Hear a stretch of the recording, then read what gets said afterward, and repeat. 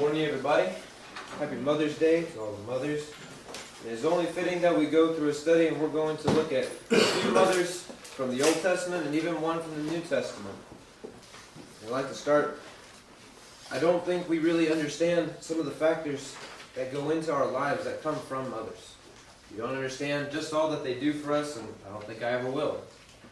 I'm only 17 years old, but I can see the benefit that my mother has on me. But I will never know all the things that she has done for me and that she continues to do. So, I'd first like to go to 2 Timothy 1:5. If you want to turn there, you can. But this is the verse that talks about Lois and Eunice. So we see, this shows us sort of the beneficial attributes that we can get from our mothers. It's going to be 2 Timothy chapter 1 and verse 5. And it says, "When I call to remembrance the genuine faith that is in you, which dwelt first in your grandmother Lois and your mother Eunice, and then persuaded is in you also." We see that what goes into our mother's faith, sometimes you can see in your daughter's faith, your grandson's faith, your son's faith. So it's very important that these mothers, they have a good, solid understanding of the faith. And while we don't see them on the front lines doing the studies, we see them doing classes. Maybe classes for the little kids. They're doing things in the kitchen. They're helping out in ways that they do. Like I said, I'm not going to be able to understand everything. I'll do what I can for this, but we see that it is very important for them to have a good faith. Have a good faith and to have a good understanding of the Scriptures. And we see that passes down on to Timothy, as it did to Lois, to Eunice, maybe her grandmother, I'm not sure. But we also see in Proverbs 23, verses 24 and 25, it goes into the idea. I actually looked for this verse. I'm going to be honest. I knew I had seen it before, but we see in Proverbs many verses that say that the foolish son, he brings shame to his father. He brings shame to his mother if he's an outcast. But if you look at Proverbs 23, verses 24 and 25, it says, if you bring a wise son, that accounts to you. That is something you should be proud of. Blessed are you. So I think that's interesting, is that when you see somebody who's wise, you can look at their mother. You can see that they put in a lot of work. Of course, their father, yes, but their mother as well. Sometimes it's the mother that has to teach the child the basics of doctrine, the basics of what the Bible says. We have, I'm homeschooled, so the schooling that I have specifically is based around the Bible. I have courses that go into the Bible so I can get a better understanding of that. And I greatly appreciate that, because now I'm able to learn more. So, enough of the intro. Let's go ahead and go to Genesis. We're going to be in Genesis, and we're going to be looking at Sarah. We're going to be looking at Sarah. So, Genesis, the first mention is going to be in chapter 12. It's going to be in Genesis chapter 12. We're going to go through verses 1 through 5. It says, "Now the Lord had said to Abram, Get out of your country, from your family, and from your father's house, to a land that I will show you. I will make you a great nation, and I will bless you. I will make your name great, and you shall be a blessing. I will bless those who bless you, and I will curse him who curses you. And in you all the families of the earth shall be blessed. So Abram departed as the Lord had spoken to him, and Lot went with him. And Abram was 75 years old when he departed from Haran.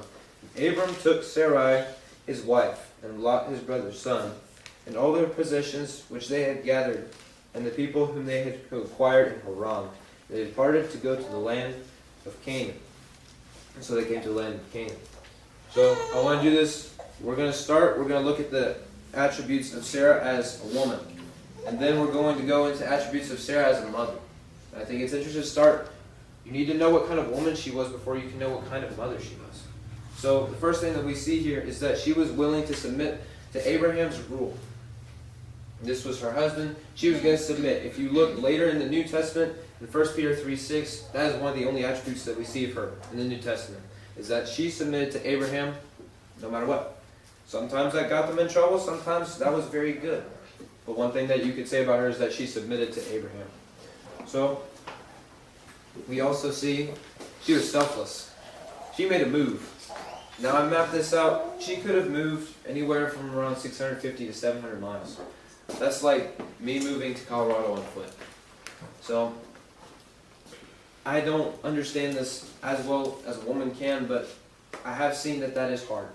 to give up your friends, to give up your family, to give up the home that you have, that you decorate, that you put time and effort into. I know that's hard to give up, but she did, because that's what God said.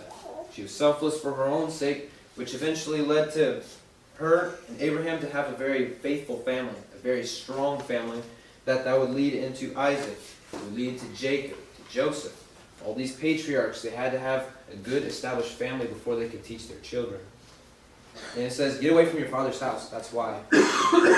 We see that, I assume that Terah, Abraham's father, was not going to be beneficial to the family. He was not faithful, as far as I can see. And so it was necessary to purge him out of it. And we see that Sarah was willing to do so. We see, all I can see from this is that she was a very selfless person. Very selfless person. And so, she also had faith in God's plan. We remember that God told them that she was going to have a child in her old age. We see that first she kind of doubted this. I believe that's chapter 18, verse 12. But we see later that she had faith in this. And in fact, we have to go to Hebrews, the roll call of faith. We see how she changed. In fact, I want to read this. It's going to be Hebrews 11, and we're going to look at verse 11. 11. It says, by faith Sarah herself also received strength to conceive seed, and she bore a child when she was past the age, because she judged him faithful who had promised. See that, of course you can say that, well, she eventually had faith in that the child that she had. Well, that undermines the definition of faith, doesn't it? It has to be the substance of things hoped for, the evidence of things not seen. We see that she had this faith that the Lord was going to accomplish what He said. And as far as I can tell, their background was not one of faith. So she had to develop this on her own. She had to develop this strong faith in the Lord, and that she was going to have a child. She was going to have a child even though that was not what happened. That does not naturally happen. And so I think that's interesting. She had that mindset that God was going to do that He said, which eventually passed down on to Isaac, which leads me to the next part of Sarah. Now let's look at some attributes as a mother. We see that Isaac is born in, I believe, chapter 21. And I want us to go to chapter 21, verses 9 and 10. Chapter 21, verses 9 and 10. We have Ishmael. Ishmael, he was the product of some mistakes that happened earlier, some things that shouldn't have happened. And we see he's around 16 years old at the time, and this is the day that Isaac is going to be weaned. And so we see on verse 9, it says, and Sarah saw the son of Hagar the Egyptian, whom she had borne to Abraham, scoffing. Therefore she said to Abraham, cast out this bondwoman and her son, for the son of this bondwoman shall not be heir with my son, namely Isaac. So we see she had a protective nature. I can't say that I will ever fully know the protective nature between a mother and her child. That's something that mothers alone can understand. I can't, but I know it's there. I know it's there, and I can even see this in the scriptures, is that this Ishmael was not going to take away from Isaac. We see Ishmael, it says just scoffing. I don't know if that's scoffing directly at Isaac or scoffing at the fact that he may be the heir. Maybe this was a sense of pride that, well, I'm going to be the heir. Maybe Ishmael thought, this is all going to be mine one day. And Sarah said, we can't have that. We need to get rid of this problem that's happening right now. So they send her and her son away. And so we see she had a very protective nature for Isaac, in that he was going to be the sole heir. We see at the end of Abraham's life, he gives everything he has to Isaac. Now he does distribute some to his concubine sons, but he gives everything he has to his son Isaac. This was all because of Sarah. We see in verse 11, the matter was very displeasing to Abraham's sight because of his son. If it were up to Abraham, he would have both of his sons with him till the day he died. That was his will, I'm sure. He did not like to see one of his sons have to go off. But because of Sarah, now he can have a clear and defined line. We have a line that goes from Isaac down to Christ. I think that's very important for us to understand. We also see that the faith that Sarah had, like we said earlier, it passed down. She taught it, I'm sure. I'm convinced that she taught it to Isaac. Let's go to chapter 24. I want to show us to you. Chapter 24, verse 63. We see Rebekah's coming back with Abraham's servant. And what does she find Isaac doing? Verse 67. Sorry. We see him meditating in the field. We see that this was his mindset. This was his lifestyle.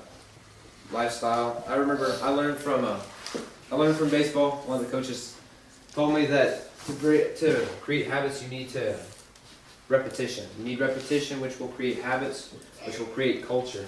I think that's very applicable to us as Christians, is that we need to first start with repetition. Read your Bible every day. Pray every day. Do that, which will create habits. I'm somebody who now reads my Bible every day and prays every day, which that provides culture. Now I'm a godly person. You see what we get here? We see that this happened with Isaac. It's interesting that we see this here. I also want to look at chapter 25:11. It basically says that God blessed Isaac. So we know that Isaac, he's got something good for him here. We know that he's in the good graces of God and that God is on his side. So we see he's following in the same lines of his mother. I think it's interesting when we look at Sarah. We are blessed with knowledge. We are blessed with information on Sarah. We don't get much with the other mothers of the Bible. I heard it put one time is that I want to see the mother of Noah. I want to see the mother of like David. I want to see the mother of somebody like Daniel. All these great leaders, these strong, powerful leaders. I wonder what their mothers were like. The Bible God didn't see fit for us to know about them. That's okay. We just don't need to know about them. But it's generational. It can be generational. If you have a good relationship between a mother and child, her faith is not the son's faith. They are not the same faith. But you can pull some things from your parents' faith. Learn from them. Learn from them so that you don't have to go through the same mistakes they did. At least I here. Let's look at Naomi. We looked at Sarah. I want to look at Naomi, which, seeing as we're going into Ruth on Wednesday, I think it's very nice we get a recap. So let's go at Ruth. We're going to look at chapter 1 to start off with. Ruth 1. And we're going to look at 8 through 13. We're going to build this. We all know about Naomi, I'm sure, but let's refresh our minds about the kind of person she was. Verses 8 through 13. It says, And Naomi said to her 2 daughters-in-law, Go, return to her mother's house, each to her mother's house. The Lord deal kindly with you, as you have dealt with the dead and with me. The Lord grant that you may find rest, each in the house of her husband. So she kissed them, and they lifted up their voices and wept. And they said to her, Surely we will return with you to your people. And Naomi said, Turn back, my daughters, why will you go with me? Are there still sons of my womb, that they may be your husbands? Turn back, my daughters, go, for I am too old to have a husband. And if I should say I have hope, if I should have a husband tonight and should also bear sons, would you wait for them till they were grown? Would you restrain yourselves from having husbands? No, my daughters, for it grieves me very much for your sakes that the hand of the Lord has gone out against me. I never thought about this until studying Naomi, but it would have been far better for her to have somebody with her. She just lost her husband. She just lost her sons. She's telling her daughters-in-law, go back to your homeland. You have your families there. You can build a life, have husbands there. Don't let me be the person that has to take you away from that. And they insist, or at least Ruth, she insists, I'm going to come with you. She's like, why? You will not find anything from me. We see that she prioritizes the future of her daughters-in-law. Not just daughters, daughters-in-law. I think that's a very, very strong attribute that we see of Naomi. Is that, I actually talked with my family a bit about this, is that, can you imagine, they're coming from Moab to Israel, crossing that line. I'm sure there's some dangerous people they had to encounter. And that having somebody with her would have been very beneficial. And also just living. Can you imagine Naomi having to live by herself in a land which she has no relatives, and she hasn't had friends in a while because she's been in Moab forever? That would have been extremely hard. And so we see that Ruth stays with her. And so we see she prioritized Ruth's future But eventually, she respected her choice. We see Ruth said, I'm going to stay with you. And please don't say anything about it. We see at the very end of chapter 1, actually no, sorry. It's going to be chapter 1, verse 18. It says, when she saw that she was determined to go with her, she stopped speaking to her. She said, fine. And I know this meant the world to Naomi. I know it. I don't have to understand much to know that this meant the world to Naomi, that she had somebody with her during this time. But she was also a very selfless person, just like Sarah. You can see that. But she also helped Ruth out. I can only imagine, she's like, what do I do with Boaz? What am I supposed to do so that we can live? And so she helps her out. She tells her what she needs to do. We don't have to read these, but if you go to chapter 2, verse 22, go to chapter 3, verses 1 through 4, and a couple others I didn't put in here, we see that she instructs Ruth, this is how you should handle this. This is how you're going to handle Boaz so that he'll do this for you. And it's very kind of Naomi to show her what she needs to do. It's interesting to look at. And also, she got to help raise Obed. She helped raise the grandfather of the great King David. I think that's very interesting. She nursed him, as we see in chapter 4, verse 16. But I imagine that was a great blessing, to have a child again, to have your children die, and to be kind of like a grandmother, almost as a mother for Obed. I imagine this was a great blessing to her. And you even see in chapter 4, you see that the neighbors, they're saying, blessed are you, that you have this close relative, that you have this family now, that you're able to call home. I like looking into Naomi, and I'm excited. We're going to go into it Wednesday. What would you say, 2 or 3 Wednesdays? Somewhere on there? I'm excited. That'll be a good study. But let's go ahead and do Elizabeth. We have the mother of John the Baptist, Elizabeth. We're going to be in Luke. We're going to be looking in the book of Luke for the body at this point. We're going to start in chapter 1. And let's go ahead and read verse 6. It says, and they were both righteous before God, talking about Zacharias and Elizabeth. And they were both righteous before God, walking in all the commandments and ordinances of the Lord blameless. So we see this here. Not perfect. He said that, I think you actually just mentioned that nobody could keep the whole old law perfect. But they lived blamelessly. We see Zacharias, he was a priest. He was high up because he went to God. He went to, let's just stay back on the point. Sorry about that. It was interesting. They were very godly in what they did. That was an attribute of her, an attribute of him. Something that I think it's important to remember. But if we remember, Zacharias had to be mute for about 9 months. He had to not be able to speak. And he was an influential character. We see him as a priest. This is very important for him. And we see that she speaks for him. If you look in chapter 1 and verse 60, it says, his mother answered and said to people asking, no, he shall be called John. We see that later he writes down, his name is John. But she had to speak for him. And I never thought about that as like, for almost a year, he couldn't speak. So he had to have her around, no matter what, to help tell people what everything had to get done. I thought that was interesting. But I also didn't remember this. She paved the way for Mary. I never thought about that, is that you had Jesus. You had the miraculous birth of Jesus. But you also had John the Baptist. Maybe, I can't say this for sure, but maybe Elizabeth was there to help Mary. It's like, all right, this is from the hand of God, and I can prove it to you. The same thing just happened to me. But let's go ahead and look in chapter 1, verse 36 and 37. 36 and 37. It says, now indeed Elizabeth, your relative, has also conceived a son in her old age.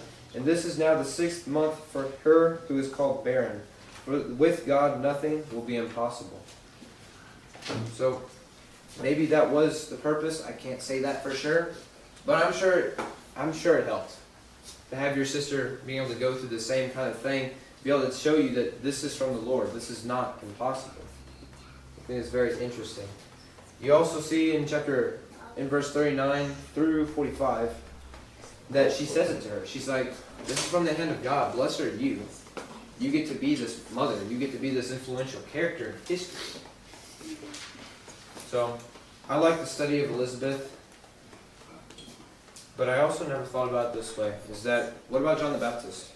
He had to go out into the world in a way that, not the most appealing. He had to, what was it? He had to be dressed with a belt of camel's hair or something like that, and the tunic, and he eat locusts, wild honey, just a very ragged life, a life that was hard for him to pave the way for Jesus. And his mother allowed that to happen because she knew this is God's will. This is what's going to happen. I thought that was very interesting. So, as we see, we go through Sarah, Naomi, and Elizabeth, and I want to say I'm very thankful for the mothers we have in this community right now, because I know we wouldn't be the same. We wouldn't be the same. We wouldn't have...